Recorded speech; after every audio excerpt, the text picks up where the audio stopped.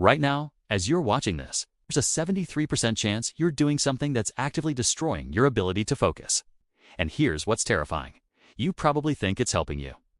Scientists at Stanford recently tracked 2,000 people who considered themselves productive and discovered that 5 specific behaviors were systematically dismantling their cognitive performance, their energy levels, and their long-term success. The worst part? These people had no idea. They thought they were optimizing their lives. They were actually running a slow-motion self-sabotage program. And if you felt like you're working harder but getting nowhere, like your brain's stuck in first gear while everyone else accelerates past you, there's a very real chance you're caught in the same trap. Now, I'm going to walk you through each of these 5 habits, but here's where it gets interesting. The third one on this list is something 89% of high performers do every single day, and they have absolutely no idea it's the reason they hit a wall every afternoon. Before we get there, though, we need to understand why these habits are so dangerous in the first place. Because it's not about willpower. It's not about motivation. It's about something happening in your brain that researchers only figured out in the last 3 years. Let's start with the obvious one that nobody actually fixes. Your sleep, but not for the reasons you think. Everyone knows sleep matters. What they don't know is that sleeping less than 7 hours doesn't just make you tired. According to research from the University of Pennsylvania, after just 10 days of 6-hour sleep, your cognitive performance matches someone who's been awake for 24 hours straight. You're essentially drunk, making decisions, having conversations, trying to build a career. Here's the twist, though. The real damage isn't the hours you're losing. It's what happens during the fragmented sleep you are getting. Your brain has a cleaning system called the glymphatic system that only activates during deep sleep. When you shortchange yourself, toxic proteins that cause cognitive decline just accumulate. You're not just tired today, you're literally accelerating brain aging. And the people who say, "I'll sleep when I'm dead," they're getting there faster than they think. But here's where everyone gets it wrong. They blame their schedule, their job, their kids. Meanwhile, habit number 2 is the actual culprit, and it's sitting in your pocket right now. Your phone isn't just a distraction. It's a focus destroyer, and the mechanism is brutal. Microsoft studied 2,000 workers and found that after every notification, it takes an average of 23 minutes to return to full concentration on a task. Think about that. You check your phone, see a message, go back to work. And for the next 23 minutes, you're operating at maybe 60% capacity. Now multiply that by how many times you actually check your phone. The average person does it 96 times per day. That means you're never actually focused. You're living in a permanent state of fractured attention, wondering why you can't think deeply anymore. And it gets darker. Each time you switch tasks or check a notification, your brain releases a tiny hit of cortisol. You're literally stress dosing yourself throughout the day.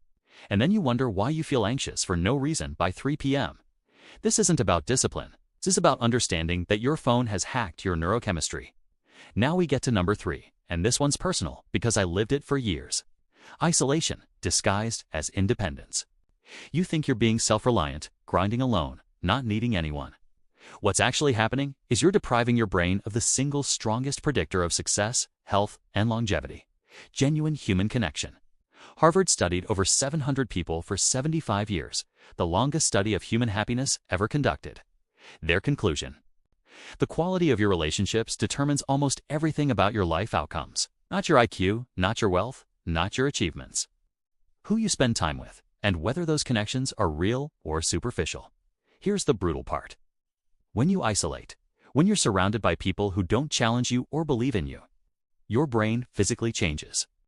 Your stress response stays elevated, your immune system weakens, and your decision-making deteriorates.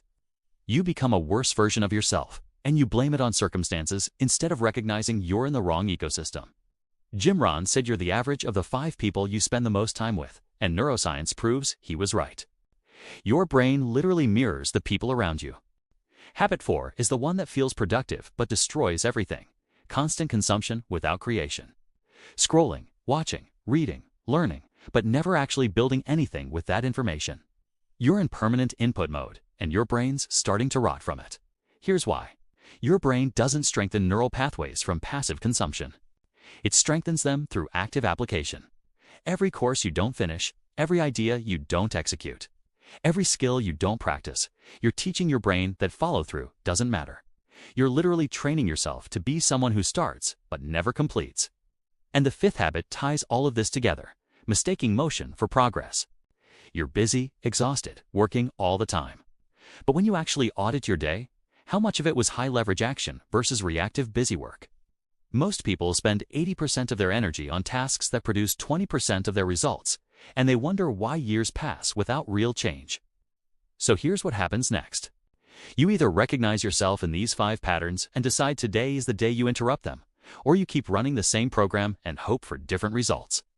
Because here's the truth nobody wants to hear. Your life won't unchanged until your daily habits change. Not your goals, not your intentions, your actual behaviors. Fix your sleep. Put the phone down. Surround yourself with people who make you better. Create something instead of just consuming. Focus on high-impact work instead of busy work. That's it. That's the entire game. The question is whether you'll actually do it or just nod along and go back to the exact same patterns tomorrow. Your future self is watching. Make them proud.